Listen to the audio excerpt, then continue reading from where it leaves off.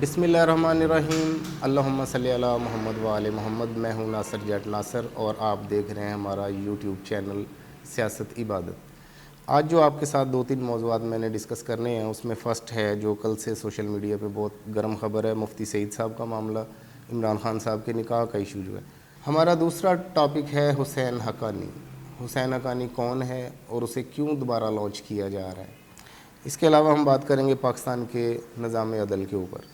سب سے پہلے ہم بات کرتے ہیں مفتی سعید صاحب پہ۔ مفتی سعید صاحب کون ہیں، یہ کون نہیں جانتا؟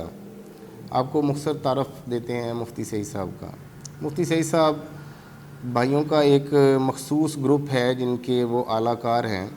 90 کی دہائی میں جب بینظیر کا تختہ الٹا گیا تو خلافت کے نظام کو قائم کرنے کی کوشش کی گئی۔ شروع میں مفتی صاحب اس تحریک کے سرکردہ رہنما تھے، بعد میں تحریک کو ناکام کرنے کے لیے مخبر اور وعدہ معاف گواہ بنے اسی تحریک کو ناکام کرنے کے لیے، اور پھر بعد میں ساری عنایتیں ہوئیں، پلاٹ ملے، لگژری گاڑیاں ملی، مولوی جس کا کوئی ذریعہ معاش نہ تھا وہ مرسڈیز، BMW، فارچونرز اور اسلام آباد کے دل میں سینکڑوں کنال کے مالک بنے۔ مفتی سعید کو عمران خان کے قریبی دوستوں نے جو بعد میں لوٹے بن گئے، انہوں نے کہا کہ اپنا نکاح پڑھانے کے لیے مفتی سعید کا انتخاب کریں۔ بڑے بھائیوں کے خاص حکم پر مفتی سعید نے خان صاحب اور بشرا بی بی کا نکاح پڑھایا اور اب بڑے بھائی اس کو اپنے مقاصد کے لیے استعمال کر رہے ہیں۔ خان صاحب اور بشرا بی بی کے نکاح کو 5 سال ہو گئے، لیکن مفتی سعید صاحب کو آج یاد آ رہا ہے کہ نکاح دوران عدت ہوا۔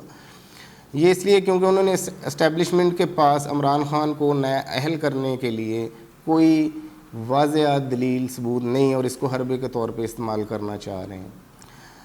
مفتی سعید کے بعد ہم بات کریں گے عدلیہ کی آزادی پہ، بعد میں بات کرتے ہیں۔ آپ کو حسین حقانی کون ہے، اس پہ کچھ حقائق ہیں وہ آپ کے سامنے لاتے ہیں، میں ابھی آپ کو پڑھ کے سناتا ہوں۔ حسین حقانی کون ہے، اس کو کیوں لانچ کیا گیا، یہ میں آپ کو پڑھ کے سنا رہا ہوں۔ حسین حقانی جو کہ ملک کا غدار ہے اور ملک سے فرار ہے، اس کو کیوں لانچ کیا جا رہا ہے، اس کے پیچھے کون ہے، حسین حقانی کون تھے؟ حسین حقانی امریکہ میں پاکستان کے سفیر تھے۔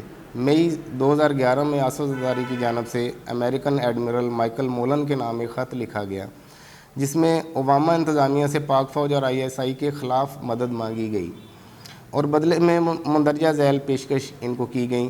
امریکی پیشکش کی گئی ان کو امریکی سفارشات کی روشنی میں اسامہ بن لادن کو پناہ دینے، ان سے تعلقات رکھنے والے تمام جرنیلوں کے خلاف کارروائی، اور اس کارروائی کے نتیجے میں پاک فوج کی تمام سینئر قیادت بشمول جنرل کیانی اور جنرل پاشا کی معطلی۔ امریکہ کی پسندیدہ ترین شخصیات میں پر مشتمل ایک نئے سول دفاعی ادارے کا قیام جو ISI کو کنٹرول کرے گا۔ امریکہ فورسز کو پاکستان بھر میں کہیں بھی آپریشن کی اجازت دی جائے گی اور جس میں سول حکومت پوری طرح ان کی مدد کرے گی۔ مذکورہ سول دفاعی ادارہ ایمن الظواہری، ملا عمر اور سراج الدین حقانی کو فوری طور پر امریکہ کے حوالے کر دے گا۔ یہ نیا سول دفاعی ادارہ ISI کے سیکشن S کو بند کر دے گا جو افغان طالبان کی مدد اور سپورٹ کرتا ہے۔ اس طرح افغان طالبان اور ISI میں موجودہ خفیہ اتحاد توڑ دیا جائے گا۔ ممبئی حملوں میں انڈیا کو مطلوب تمام پاکستانیوں کے خلاف فوری کارروائی اور ان کی انڈیا میں حوالگی بشمول ISI کے حاضر سروس انٹیلیجنس افسران کے۔ پاکستان کے ایٹمی پروگرام کی نگرانی کے لیے امریکہ کے ساتھ ایک مشترکہ فریم ورک کے قیام پر آمادگی۔ دوسرے لفظوں میں پاکستان کے ایٹمی پروگرام کو امریکی نگرانی میں دینے اور ایٹمی پروگرام کو محدود کرنے کی پیشکش۔ اچھا جی، اس مراسلے کا انکشاف پاکستانی نژاد ایک بزنس مین ہے منظور اجاز صاحب، انہوں نے اپنے ایک آرٹیکل میں کیا۔ انہوں نے دعویٰ کیا کہ زرداری حکومت نے پاک فوج کو لگام ڈالنے اور ISI کو ختم کرنے کے لیے امریکہ سے مدد مانگی۔ اس کی وجہ یہ ہے کہ پاک فوج کو یقین ہو گیا کہ ایبٹ آباد آپریشن آصف زرداری کے ایما پر امریکنز نے کیا، اس لیے فوج بغاوت پر آمادہ ہے۔ اس مراسلے کا خالق آصف زرداری کا مقرر کردہ سفیر حسین حقانی تھا جس نے یہ مراسلہ آصف زرداری کے حکم پر تیار کیا۔ 19 اپریل 2012 کو سپریم کورٹ آف پاکستان میں ایک پٹیشن دائر کی گئی جس میں حسین حقانی کو بذریعہ انٹرپول پاکستان واپس لانے کی درخواست کی گئی۔ اس پہ کیا ہوا؟ کیونکہ اس نے واپسی آنے سے انکار کر دیا، حسین حقانی واپس آیا اور اس سے استعفیٰ لے کر معاملے کی تحقیقات شروع کر دی کہ مائیکل مولن نے تصدیق کی کہ انہیں یہ مراسلہ ملا تھا۔ افتخار چودھری کی سربراہی میں سپریم کورٹ نے خود معاملے کی تحقیقات کی اور 12 جون کو اس پر فیصلہ سنایا۔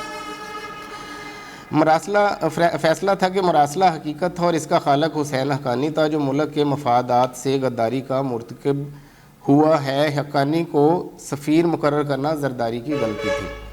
یہ اس پہ سٹیٹمنٹ تھی. اس وقت سپریم کورٹ نے 2 کمالات بھی دکھائے. وہ یہ کہ پہلا کمال یہ کہ مذکورہ فیصلہ سنانے سے 15 دن پہلے حسین حقانی کو ملک سے باہر جانے کی اجازت دے دی گئی. اس وقت بھی وہ پاکستان کو F-16 طیاروں کی جو فراہمی ہے اس میں سب سے بڑی رکاوٹ بن کے کھڑے ہوئے ہیں. دوسرا یہ کہ جن شواہد کی بنیاد پر حسین حقانی کو غداری کا مجرم قرار دیا گیا، انہی شواہد پر اسد زرداری کا معاملہ گول کر کے ان کو صاف بچا لیا گیا.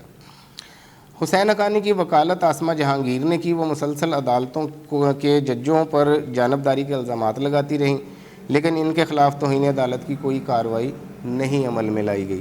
اسد زرداری نے عدالت میں جواب تک داخل نہیں کروایا. سپریم کورٹ پر سخت تنقید اور مراسلے کو محض اسد زرداری صاحب نے مراسلے کو محض کاغذ کا ایک ٹکڑا قرار دیا. آج حسین حقانی صاحب کو عمران خان کے خلاف دوبارہ نیشنل میڈیا پہ اتار دیا گیا. یہ تھا مختصر تعارف آپ سے حسین حقانی کا. وہ کون لوگ ہیں جنہوں نے اتارا؟ وہ کون لوگ ہیں جو ایسے کریکٹرز کو لے کے آتے ہیں اپنے مقاصد کے لیے استعمال کرتے ہیں؟ یہ آپ لوگ بھی بہتر جانتے ہیں. اس کے بعد میں آپ سے بات کرنا چاہوں گا پاکستان کے جمہوری نظام عدالتی نظام پہ.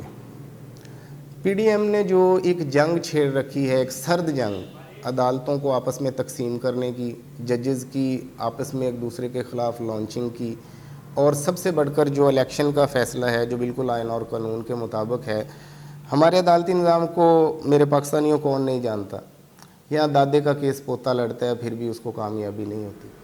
اب اگر عدالتوں نے سٹینڈ لے ہی لیا ہے جو کہ آئین اور قانون کے مطابق ہے، جو پی ڈی ایم کو یہ لگتا ہے کہ شاید ان کی مخالفت میں جا رہا ہے، اگر وہ ان کو کوئی عقل شعور ہو، اللہ ان کو بھی دے، اگر وہ یہ سوچیں تو یہ نظام ان کی فیور میں جا رہا ہے.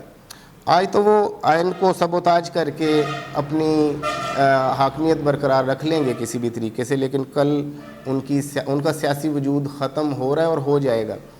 ان کو پی ڈی ایم کو سوچنا ہوگا اس پہ کہ اگر وہ اپنے آپ کو as a political party Pakistan میں زندہ رکھنا چاہتے ہیں، ان سب جماعتوں کو بیٹھ کے سر جوڑ کے سوچنا پڑے گا. تو پھر وہ عدالت کا احترام کریں. اگر عدالت نہیں رہے گی، جیسے وہ چرچل سے کسی نے بات کی تو انہوں نے بتایا کہ ہمارے ملک کے مطلب یہ سب کچھ ہو گیا، حالات خراب ہو گئے، تو انہوں نے چرچل نے ایک لفظ پوچھا کہ مجھے یہ بتاؤ ملک میں عدالت کام کر رہی ہے یا نہیں؟ تو انہوں نے بولا کہ عدالت کام کر رہی ہے. تو انہوں نے کہا ریاست کو کسی قسم کا کوئی خطرہ نہیں ہے.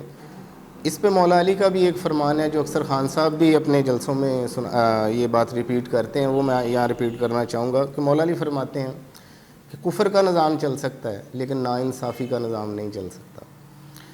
تو پلیز پی ڈی ایم سے یہ درخواست ہے، ان کے سپورٹر سے بھی اور ان کے ہینڈلر سے بھی، سب سے، کہ ملک کو لا قانونیت کی طرف مت جھونکیں. عدالت کی رسپیکٹ ہونی چاہیے.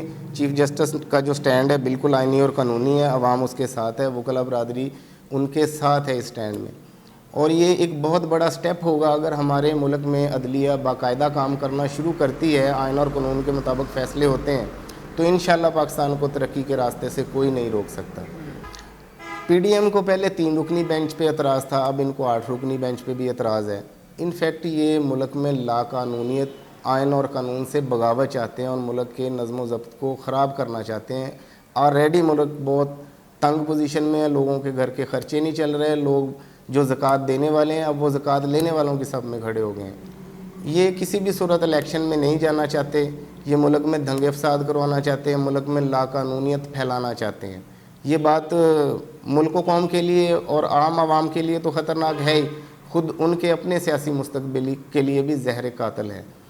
اب تک کے لیے اتنا ہی، مجھے اجازت دیجیے. انشاءاللہ ملاقات ہوگی نیکسٹ ویلاگ میں. کچھ ٹاپک رہ گئے ہیں پھر وہ ہم سے ڈسکس کریں گے. ہمارے فیس بک چینل کو لائک سبسکرائب کریں، بیل آئیکن ضرور دبائیں تاکہ آپ کو نوٹیفیکیشن کے ساتھ لیٹسٹ نیوز پہنچتی رہیں. اپنے بھائی ناصر جڑ ناصر کو اجازت دیجیے. پاکستان زندہ باد.